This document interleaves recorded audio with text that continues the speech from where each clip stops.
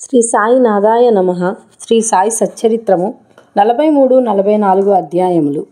43 మరియు 44 అధ్యాయములు కూడా బాబా శరీర త్యాగము చేసిన కథనే వర్ణించున్నవి కనుక వాటిని ఒకచోటనే చేర్చుట జరిగినది.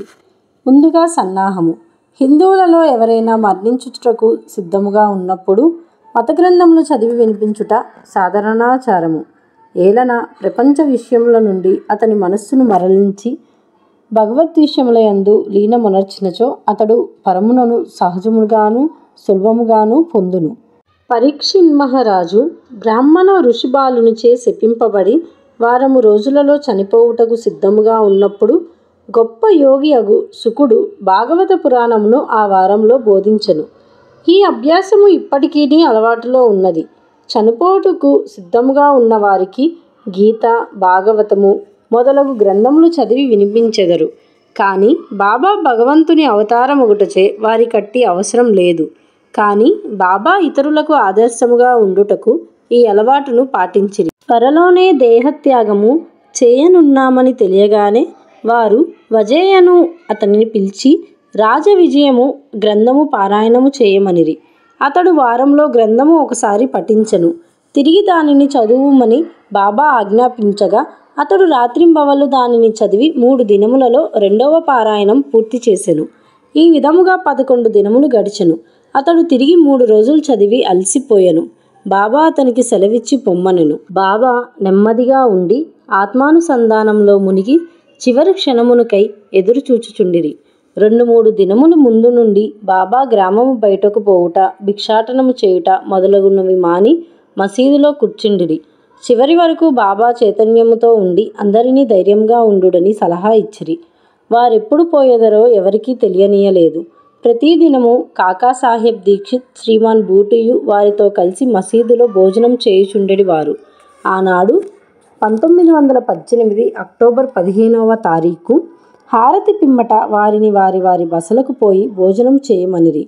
అయినను కొంతమంది లక్ష్మీబాయి సింధే, బాగోజీ సింధే, బాయాజీ, లక్ష్మణ్ బాలా షింపి, నానాసాహెబ్ నిమోన్కర్ అక్కడనే ఉండిరి. దిగువ మెట్ల మీద శ్యామ కూర్చొని ఉండెను. లక్ష్మీబాయి సింధేకు 9 రూపాయలను దానం చేసిన పిమ్మట బాబా తన కాస్తాలము మసీదు బాగలేదనియు అందుచేత తనను రాతితో కట్టిన బూటీ మేడలోనికి తీసుకొని పోయిన అచట బాగుగా ఉండునని చెప్పాను. ఈ తుది పలుకులు లాడుచు బాబా బాయాజీ తాత్యా కోతేపై ఒరిగి ప్రాణములు విడిచెను. బాగోజీ దీనిని కనిపెట్టెను. దిగువ కూర్చొని ఉన్న నానాసాహెబ్ నిమోన్కర్కు ఈ సంగతి చెప్పెను. నానాసాహెబ్ నీళ్లు తెచ్చి బాబా నోటిలో పోసెను. అవి బయటికి వచ్చెను. అతడు బిగ్గరగా ఓ దేవా అని అరిచెను. అంతలో బాబా కండ్లు తెరిచి మెల్లగా ఆ అనెను. బాబా తమ భౌతిక శరీరమును విడిచిపెట్టెనని తేలిపోయెను. బాబా సమాధి చెందెనను సంగతి షిర్డీ గ్రామంలో కార్చిచ్చు వలె వ్యాపించెను. ప్రజలందరూ స్త్రీలు, పురుషులు, బిడ్డలు మసీదుకు పోయి ఏడవసాగిరి. కొందరు బిగ్గరగా ఏడ్చిరి, కొందరు వీధులలో ఏడ్చుచుండిరి, కొందరు తెలివి తప్పి పడిరి. అందరి కండ్ల నుండి నీళ్లు కాలువ వలె పారుచుండెను. అందరూనూ విచారగ్రస్తులైరి. కొందరు సాయిబాబా చెప్పిన మాటలు జ్ఞాపకం చేసుకొన మొదలెడిరి. మునుముందు 8 ఏండ్ల బాలునిగా ప్రత్యక్షమయ్యేదనని బాబా తమ భక్తులతో చెప్పిరని ఒకరనిరి. ఇవి యోగీశ్వరుని వాక్కులు కనుక ఎవ్వరూ సందేహింపనక్కర్లేదు. ఏలన కృష్ణావతారంలో శ్రీ మహావిష్ణువి కార్యమే నెరవేర్చెను. సుందర శరీరముతో ఆయుధములు గల చతుర్భుజములతో శ్రీకృష్ణుడు దేవకీదేవి కారాగారమున 8 ఏండ్లు బాలుడుగానే ప్రత్యక్షమయ్యెను. ఆ అవతారమున శ్రీకృష్ణుడు భూమి భారమును తగ్గించెను. ఈ అవతారము అనగా సాయిబాబా భక్తులను ఉద్ధరించుటకై వచ్చినది కనుక సంశయింప కారణమేమున్నది? యోగుల జాడలు అగమ్య గోచరములు. సాయిబాబాకు తమ భక్తులతోడి సంబంధం ఈ యొక్క జన్మతోడిదే కాదు, అది గడిచిన 72 జన్మల సంబంధము. ఇట్టి ప్రేమబంధములు కలిగించిన ఆ మహారాజు ఎచటికో పర్యటనకై పోయినట్లనిపించుట వలన వారు శీఘ్రముగానే తిరిగి వత్తురని దృఢ విశ్వాసం భక్తులకు కలదు. బాబా శరీరము ఎట్లు సమాధి చేయవలను విషయమున గొప్ప సమస్య ఆయను. కొందరు మహమ్మదీయులు బాబా శరీరమును ఆరుబయట సమాధి చేసి దానిపై గోరీ కట్టవలననిరి. కుశాల్ చంద్, అమీర్ సక్కీర్ కూడా ఈ అభిప్రాయమునే వెలిబుచ్చిరి. కానీ రామచంద్ర పాటీలు అను గ్రామ మునసబు గ్రామంలోని వారందరితో నిశ్చితమైన దృఢ కంఠస్వరంతో, మీ ఆలోచన నాకు సమ్మతం కాదు. బాబా శరీరము రాతివాడలో పెట్టవలసినదే అనెను. అందుచే గ్రామస్తులు 2 వర్గములుగా విడిపోయి ఈ వివాదము 36 గంటలు జరిపిరి. బుధవారం ఉదయమున గ్రామంలోని జ్యోతిష్కుడును శ్యామాకు మేనమామ ఆగు లక్ష్మణ్ మాబా జోషికి బాబా స్వప్నంలో కనిపించి చేయి పట్టి లాగి ఇట్లనెను, త్వరగా లెమ్ము, బాపు సాహెబ్ నేను మరణించితిననుకొనుచున్నాడు. అందుచే అతడు రాడు. నీవు పూజ చేసి కాగడా హారతి ఇమ్ము. లక్ష్మణ్ మామ సనాతనాచార పారాయణుడైన బ్రాహ్మణుడు. ప్రతిరోజు ఉదయం బాబాను పూజించి పిమ్మట తక్కిన దేవతలను పూజించేవారు. అతనికి బాబా అందు పూర్ణ భక్తి విశ్వాసములుండెను. ఈ దృశ్యంను చూడగానే పూజా ద్రవ్యముల పల్లము చేత ధరించి మౌల్వీలు ఆటంకపరచుచున్నను పూజను హారతిని చేసిపోయెను. మిట్ట మధ్యాహ్నం బాపు సాహెబ్ జోగ్ పూజా ద్రవ్యములతో అందరితో మామూలుగా వచ్చి మధ్యాహ్న హారతిని నెరవేర్చెను. బాబా తుది పలుకులను గౌరవించి ప్రజలు వారి శరీరమును వాడాలో ఉంచుటకు నిశ్చయించి అచటి మధ్య భాగమున త్రవ్వుట ప్రారంభించిరి. మంగళవారం సాయంకాలం రహతా నుండి సబ్ ఇన్స్పెక్టర్ వచ్చెను. ఇతరులు తక్కిన స్థలం నుండి వచ్చెరు. అందరూ దానిని ఆమోదించిరి. ఆ మరుసటి ఉదయం అమీర్బాయ్ బొంబాయి నుండి వచ్చెను. కోపర్గాం నుండి మమల్తాదారు వచ్చెను. ప్రజలు భిన్నాభిప్రాయములతో ఉన్నట్లు తోచెను. కొందరు బాబా శరీరమును బయటనే సమాధి చేయవలనని పట్టుబట్టిరి. కనుక మమల్తాదార్ ఎన్నిక ద్వారా నిశ్చయించవలనెను. వాడా ఉపయోగించుటకు 2 రెట్ల కంటే ఎక్కువ ఓట్లు వచ్చెను. అయినప్పటికీ జిల్లా కలెక్టర్తో సంప్రదించవలనని అతడనెను. కనుక కాకాసాహెబ్ దీక్షిత్ అహ్మద్ నగర్ పోవుటకు సిద్ధపడెను. ఈ లోపల బాబా ప్రేరేపణ వల్ల 2వ పార్టీ యొక్క మనస్సు మారెను. అందరూ ఏకగ్రీవంగా బాబాను వాడాలో సమాధి చేయుటకు అంగీకరించిరి. బుధవారం సాయంకాలము బాబా శరీరమును ఉత్సవంతో వాడాకు తీసుకొని పోయిరి. మురళీధరుని కొరకు కట్టించిన చోట శాస్త్రోక్తముగా సమాధి చేసిరి. యథార్థముగా బాబాయే మురళీధరుడు. వాడా దేవాలయమయ్యను. అది ఒక పూజా మందిరమయ్యను. అనేక మంది భక్తుల చుటకు పోయి శాంతి సౌఖ్యములు పొందుచున్నారు. ఉత్తర క్రియరు బాలాసాహెబ్ బాటే ఉపాసిని బాబా నెరవేర్చిరి. ఉపాసనీ బాబాకు గొప్ప భక్తుడు. ఈ సందర్భంలో ఒక విషయము గమనించవలెను. ప్రొఫెసర్ నార్కే కథనము ప్రకారం బాబా శరీరం 36 గంటలు గాలి పట్టినప్పటికీ అది బిగిసిపోలేదు. అవయములన్నీయూ సాగుచుండెను. బాబా కఫని చింపకుండా సులభముగా తీయగలిగి ఇటుకరాయి విరుగుట. బాబా భౌతిక శరీరమును విడుచుటకు కొన్ని దినముల ముందు ఒక దుశ్శకునము అయ్యెను. మసీదులో ఒక పాత ఇటుక ఉండెను. బాబా దానిపై చేయవేసి ఆనుకొని కూర్చుండువారు. రాత్రులందు దానిపై ఆనుకొని ఆసనస్థులగుచుండిరి. అనేక సంవత్సరములు ఇట్లు గడిచెను. ఒకనాడు బాబా మసీదులో లేనప్పుడు ఒక బాలుడు మసీదును శుభ్రపరచుచు దానిని చేత్తో పట్టుకొని ఉండగా అది చేతి నుండి జారి కిందపడి 2 ముక్కలైపోయెను. ఈ సంగతి బాబాకు తెలియగానే వారు మిగుల చింతించి ఇట్లని ఏడ్చిరి. ఇటుక కాదు, నా అదృష్టమే ముక్కలు ముక్కలుగా విరిగిపోయినది. అది నా జీవితపు తోడు నీడ. దాని సహాయము వలననే నేను ఆత్మానుసంధానం చేయుచుండెడి వాడను. నా జీవితమందు నాకెంత ప్రేమయో దానియందు నాకంత ప్రేమ. ఈరోజు అది నన్ను విడిచినది. ఎవరైనా ఒక ప్రశ్న అడగవచ్చును, బాబా నిర్జీవమగు ఇటుక కోసం ఇంత విచారపడనేలా అని. అందులకు హేమంత్ పంత్ ఇట్లు సమాధానమిచ్చెను. యోగులు బీదవారికి నిస్సహాయులకు సహాయం చేయుటకై అవతరించెదరు. వారు ప్రజలతో కలిసి మలచునప్పుడు ప్రజల వలె నటింతురు. వారు మనవలే బాహ్యమునకు నవ్వెదరు, ఆడెదరు, ఏడ్చెదరు. కానీ లోపల వారు శుద్ధ చైతన్యులై వారి కర్తవ్య విధులను ఎరుగెదరు. 72 గంటల సమాధి. ఇటుక విరుగుటకు 32 సంవత్సరములకు పూర్వము అనగా 1886 సంవత్సరంలో బాబా సీమోల్లంఘనం చేయ ప్రయత్నించెను.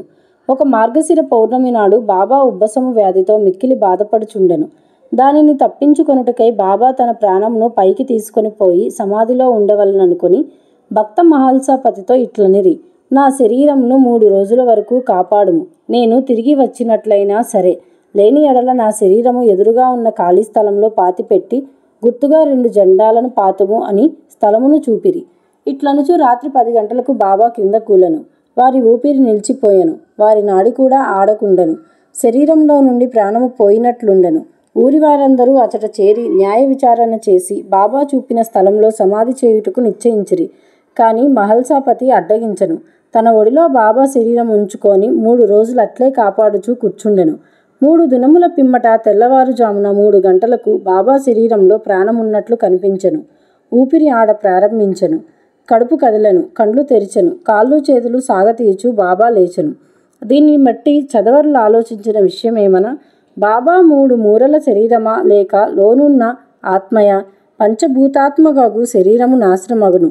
శరీరం అశాశ్వతము గాని లోనున్న ఆత్మ పరమ సత్యము, అమరము, శాశ్వతము. ఈ శుద్ధ సత్తాయే బ్రహ్మము. అదియే పంచేంద్రియములను మనస్సును స్వాధీనమందుంచుకున్నది, పాలించున్నది, పరిపాలించున్నది. అదియే సాయి. అదియే ఈ జగత్తునందు గల వస్తువులన్నిటియూ వ్యాపించి ఉన్నది. అది లేని స్థలము లేదు. అది తాను సంకల్పించుకొనిన కార్యమును నెరవేర్చుటకు భౌతిక శరీరం వహించెను. దానిని నెరవేర్చుట పిమ్మట శరీరమును విడిచెను.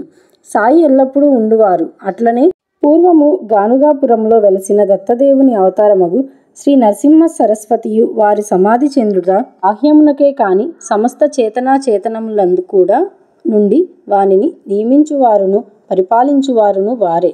ఈ విషయం ఇప్పటికీ సరస్య శరణాగతి చేసిన వారికిని మనస్ఫూర్తిగా భక్తితో పూజించు వారికిని అనుభవనీయమైన సంగతి. ప్రస్తుతం బాబా రూపము చూడ వీలులేనప్పటికీ మనము షిరిడీకి వెళ్ళినచో వారి జీవితం ఎత్తు పటము మసీదులో ఉన్నది. దీనిని శ్యామారావు జైకర్ అను గొప్ప చిత్రకారుడును బాబా భక్తుడును రాసి ఉన్నాడు. బావుడకు భక్తుడునైన ప్రేక్షకునికి ఈ పటము ఈనాటికి బాబాను భౌతిక శరీరంతో చూచినంత తృప్తి కలగజేయను. బాబాకు ప్రస్తుతం భౌతిక శరీరం లేనప్పటికీ వారక్కడనే కాక ప్రతి చోటును నివసించుచు పూర్వం వలనే తమ భక్తులకు మేలు చేయుచున్నారు. బాబా వంటి యోగులు ఎన్నడూ మరణించరు. వారు మానవుని వలె కనిపించినను నిజముగా వారే దైవము. బాబు సాహెబ్ జోగ్ సన్యాసము.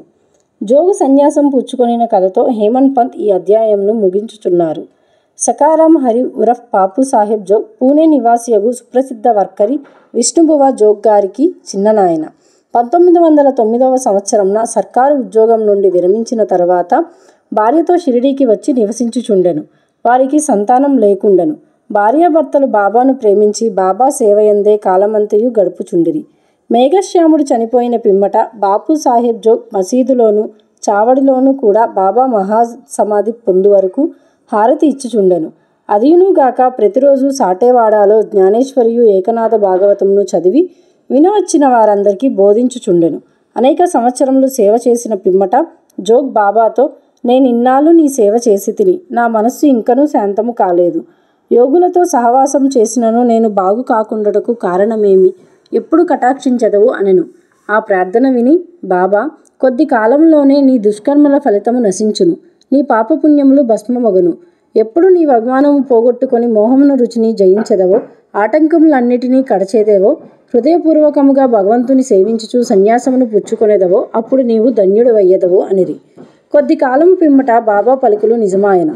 అతని భార్య చనిపోయెను. అతనికి ఇంకొక అభిమానం ఏదియూ లేకుండాటచే అతడు స్వేచ్ఛాపరుడై సన్యాసమును గ్రహించి తన జీవిత పరమావధిని పొందెను. అమృతతుల్యమగు బాబా పలుకులు. దయాదాక్షిణ్యమూర్తి అగు సాయిబాబా పెక్కుసార్లు మసీదులో ఈ దిగువ మధుర వాక్యములు పలికిరి. ఎవరైతే నన్ను ఎక్కువగా ప్రేమించెదరో వారు ఎల్లప్పుడూ నన్ను దర్శించెదరు. నేను లేక ఈ జగత్తంతయు వానికి శూన్యము. నా కథలు తప్ప మరేమియూ చెప్పడు. సదా నన్నే ధ్యానము చేయుడు. నా నామమునే ఎల్లప్పుడూ జపించుచుండును. ఎవరైతే సరస్య శరణాగతి చేసి నన్నే ధ్యానింతురో వారికి నేను రుణస్థుడను. వారికి మోక్షంనిచ్చి వారి రుణము తీర్చుకొనేదను. ఎవరైతే నన్నే చింతించుచు నా గూర్చియే దీక్షతో ఉందురో, ఎవరైతే నాకర్పించనిదే ఏమీయూ తినరో అట్టి వారిపై నేను ఆధారపడి ఉందును. ఎవరైతే నా సన్నిధానమునకు వచ్చెదరో వారు నదీ సముద్రంలో కలిసిపోయినట్లు నాలో కలిసిపోవుదురు. కనుక నీవు గర్వము అహంకారము లేకుండా నీ హృదయంలోనున్న నన్ను సర్వస్య శరణాగతి వేడవలను. నేననగా ఎవరు, నేను అనగా ఎవరో సాయిబాబా ఎన్నోసార్లు బోధించిరి. వారిట్లనిరి, నన్ను వెతుకుటకు నీవు దూరముగాని మరెచ్చటికి గాని పోనక్కర్లేదు. నీ నామము నీ ఆకారము విడిచినచో నీలోనే కాక అన్ని జీవులలోనూ చైతన్యము లేదా అంతరాత్మ అని ఒకటి ఉండును.